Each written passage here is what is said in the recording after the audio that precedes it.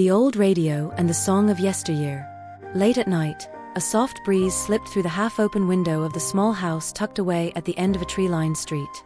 In the warmly lit living room, under the golden glow of a table lamp, Helen sat quietly in her old armchair, a light blanket draped over her knees. Beside her rested an antique radio, its wooden frame darkened with age, its silver dials dulled by time.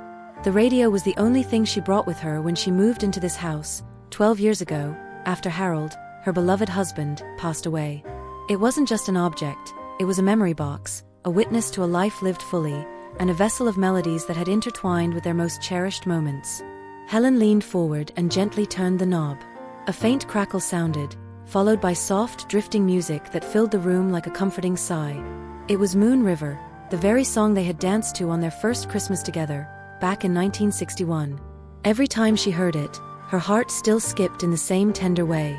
The images came flooding back, their tiny apartment in Boston, the warm yellow lights, his hand resting gently on her waist, his chuckle as she accidentally stepped on his foot while turning.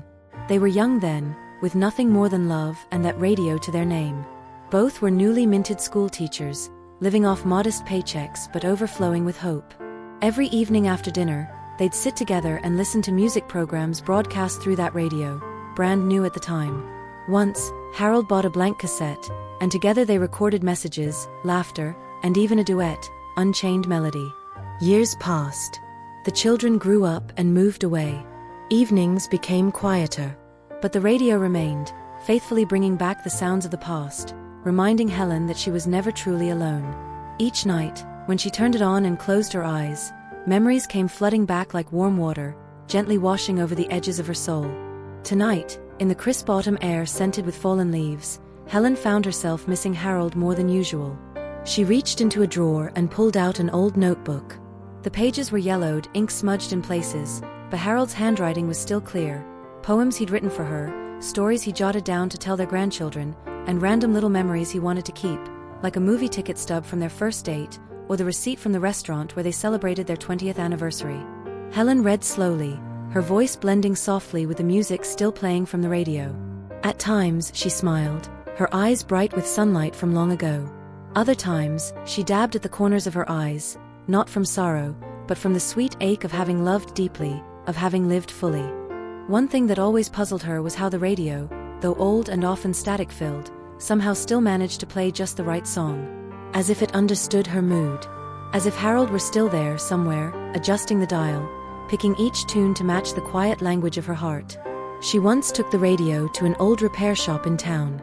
The man behind the counter, a wiry fellow with a pair of magnifying glasses perched on his forehead, had said, "This radio's got something special. Not just the parts inside, but the memories soaked into it. It holds on to love." Helen believed him. Every time she touched the dial, she felt like she was holding Harold's hand, warm, steady, familiar. Outside, the breeze picked up again. A maple leaf fluttered in through the open window, twirling gently before landing on the wooden floor like a small dancer finishing her routine. Helen reached down, picked up the leaf, and placed it on the table beside the notebook. Then she closed her eyes, letting the music swell around her. "Someday my dream maker, heartbreaker." She could hear Harold's voice in her memory, singing along, husky and sweet. They had once sung it together at their 40th wedding anniversary party, surrounded by laughter, clapping, and the warm chaos of grandchildren darting between tables.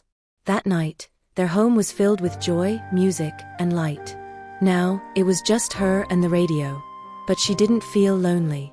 Love still lived in the corners of the room, in the music, in the memories, in the very air she breathed. She opened her eyes and gazed out the window. The moon had risen, round and soft and golden. She whispered, as if to a presence just out of sight, "Can you hear that, Harold? It's our song. Still playing from the same old radio. And tonight, it sounds clearer than ever."